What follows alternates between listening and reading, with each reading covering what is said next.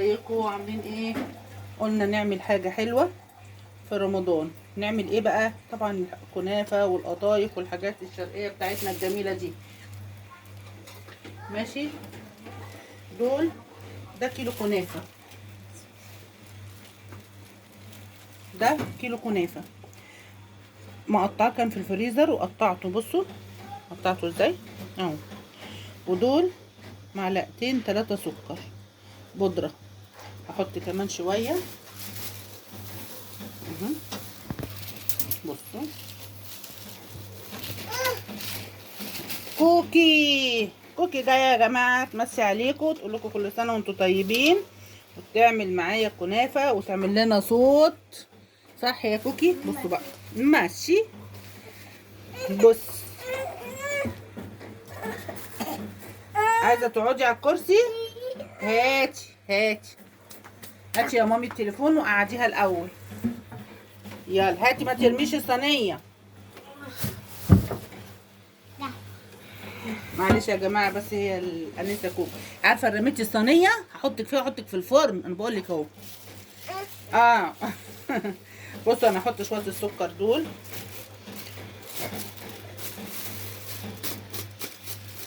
بصوا الكنافه دي هنعملها بالتمر. جبنا شويه تمر ونقعناهم في اللبن، وحطينا عليهم معلقه واحده نشا، وايه حاطينهم على النار دلوقتي عشان النشا بس يعقل. بصوا انا هدعك بقى دي كده كويس قوي، مش هخلي فيها اي حاجه، مش هحط سمنه ولا اي حاجه. بصوا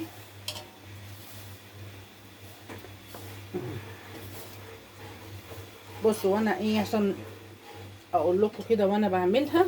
صلوا الاول على النبي عليه الصلاه والسلام، اللهم صل وسلم وبارك على سيدنا محمد. بصوا انا مش هحط اي سمنه، ماشي، بس هجيب الصواني بتاعتي، الصينيه اهي اللي هعمل فيها، هدهنها سمنه تحت كويس قوي، وهرص الكنافه ماشي، وهدقها قوي قوي قوي، هتك عليها شويه صحه كده يا حبايب قلبي علشان الكنافه تاخد وضعها تحت. ماشي، انا هخلصها بقى كده وهوريها لكم في الصينيه. حبايب قلبي بصوا، احنا عملنا الكنافه في الصينيه ورشين عليها سمنه كفايه. ماشي، وده التمر اهو، بصوا اهو، هنحطه بقى كده.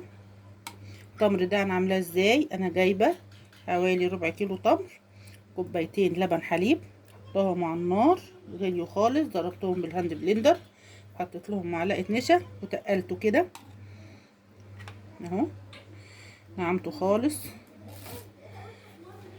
بصوا اهو، هحط بقى طبقه الكنافه التانية وهسقيها سمنه كويس قوي، وهحطها في الفرن وهوريها لكم بعد الفرن. حبايبي بصوا كده، دي الكنافه اللي بالتمر. بصوا طبعا القشطه من فوق انا رشيت عليها بقى بيني وبينكم شويه قشطه، قلت ادلعها. ماشي، ربنا يستر بقى ان شاء الله. ماشي، ايه رايكم فيها؟ جميله بسم الله ما شاء الله. دي بقى صينيه كنافه بالمكسرات، بس انا عملتها ما وريتلكوش، هوريها لكم في فيديو جاي ازاي انا عملتها وقلبتها وسقيتها كام قطيفايه كده وحطيتهم. والف انا وشفا للي هياكل. لو عجبكم الفيديو يا حبايبي شيروه، ادوا لايك، واشوفكم في فيديو جديد يا حبايبي، وصلوا على النبي كتير كتير.